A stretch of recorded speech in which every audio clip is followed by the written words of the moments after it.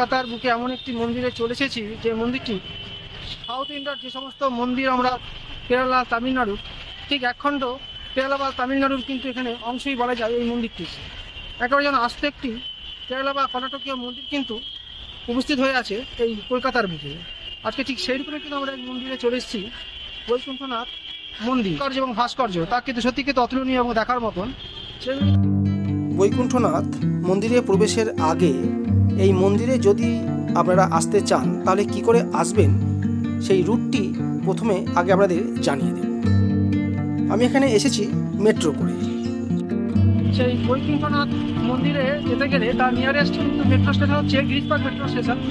এই গিরিশবাগ metro station থেকে নেমে আমরা এখন যাবো বৈকুণ্ঠনাথ মন্দিরে এবং সমস্তটি আপনাদেরকে দেখাবো। মেট্রো ছাড়া আপনারা ইচ্ছে করলে বাসে করেও আসতে পারেন। বাসে করে এলেও কিন্তু আপনাদেরকে নামতে হবে এই গিরিশ পার্কের কাছে।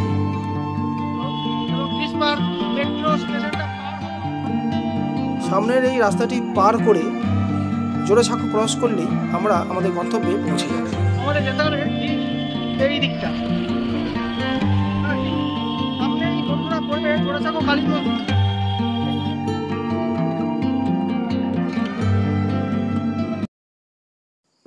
মন্দিরের সামনে উপস্থিত হলেই মনে হবে আমরা কোনো দক্ষিণ ভারতীয় কোনো এক মন্দিরের সামনে চলে এসেছি। মন্দিরের উপরের সুউচ্চ এই চূড়াটিকে গোপুরাম বলা হয়ে থাকে। এখানে বিভিন্ন দেবদেবীর মূর্তি খোদিত অবস্থায় আপনারা দেখতে পেয়ে যাবেন, যেটা দেখলে বারবার করে আমাদের দক্ষিণ ভারতীয় মন্দিরের কথাই মনে পড়ে যায়। 1960 সালে এই মন্দিরটি তৈরি করেছিলেন মহারাজ রেবতী নারায়ণ তিওয়ারির ছেলে মহারাজ প্রয়াগ নারায়ণ তিওয়ারিজি। এই বৈকুণ্ঠ মন্দির, যাকে অনেকে বৈকুণ্ঠনাথর কপিলও বলা হয়ে থাকে,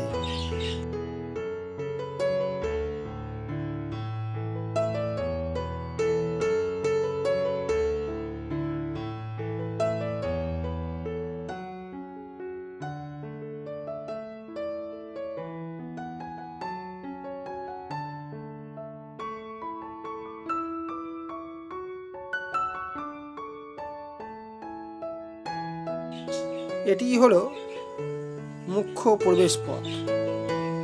প্রবেশ করেই প্রথমে আপনারা দেখতে পেয়ে যাবেন দুদিকে মার্বেলের দুটি বৃহদাকৃতির হাতি।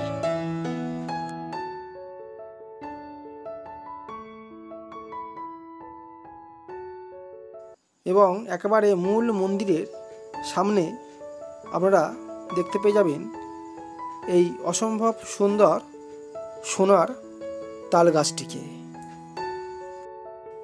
এই সোনার তাল গাছটিকে দেখে সত্যি মুগ্ধ হতে হয়।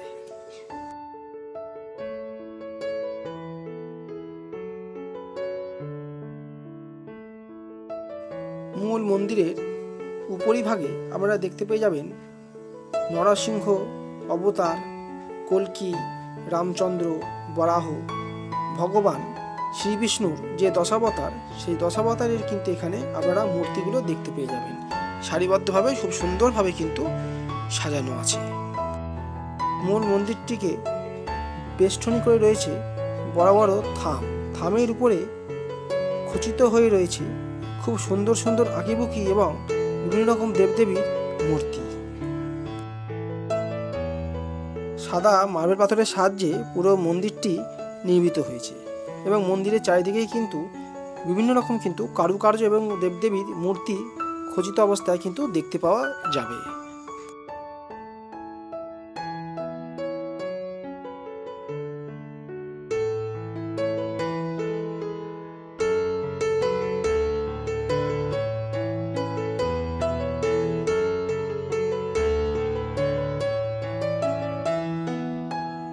মন্দিরের চূড়োর উপরিভাগে আপনারা দেখতে পেয়ে যাবেন গরুড়ের এই রকমের খুব সুন্দর ভাস্কর্য।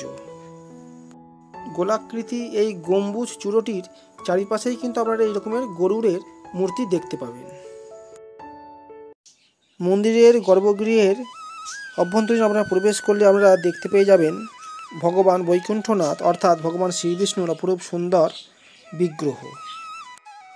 ভগবান বৈকুণ্ঠনাথ এখানে একদিকে শ্রীদেবী এবং অন্যদিকে ভূদেবীর সঙ্গে বিরাজমান।